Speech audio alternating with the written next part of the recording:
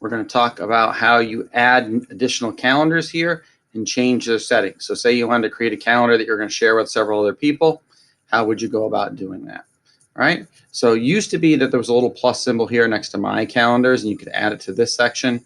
They've moved it down here under Other Calendars, but in this case, it really doesn't mean Other Calendars, okay? Because you could subscribe to someone else's from here, but you can also create a brand new calendar that would be just yours.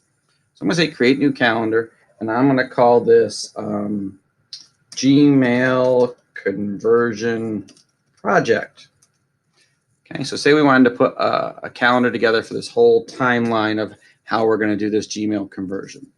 So I would create the calendar, and then if I go back after it's been created, okay, so it takes a little bit of time for the calendar to pop up. If you want to see what's on that calendar, you can turn off everything else, and there should be nothing on it. Okay, so now we're going to go to the settings next to it. We can customize its color here. So say we want this one to be orange. All right, and then we're going to click here and go into settings and sharing. All right, Eastern time zone, sure. Okay, chooses how invitations can be automatically added to this calendar is right here.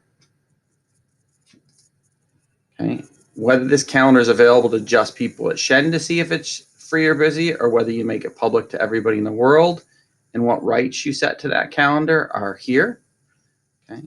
But here's this part we really wanted to see, is how can I add specific people to this calendar? You're simply going to click here, and you're going to type in the names of the people who are part of that project. And then it will create a calendar that they could have access to. Okay, I'm going to delete this calendar in a second. But if you want them to only see if it's free or busy, you could do this. If you want them to be able to see the events but not add things, you would do the second one. This allows them to make changes to the events. In other words, if you put something on there, they could change the time or the date of it. And this allows them to make changes and invite other people to this group. Okay, so this is a top level calendar for us, so I would create it. And when I click send, it will notify them and add that calendar, which I am not going to do that because I don't want to bother them today. Okay, so I'm going to hit cancel here. Their names would appear here with the rights next to them, and you could always go in and remove rights from people for that calendar as things progress.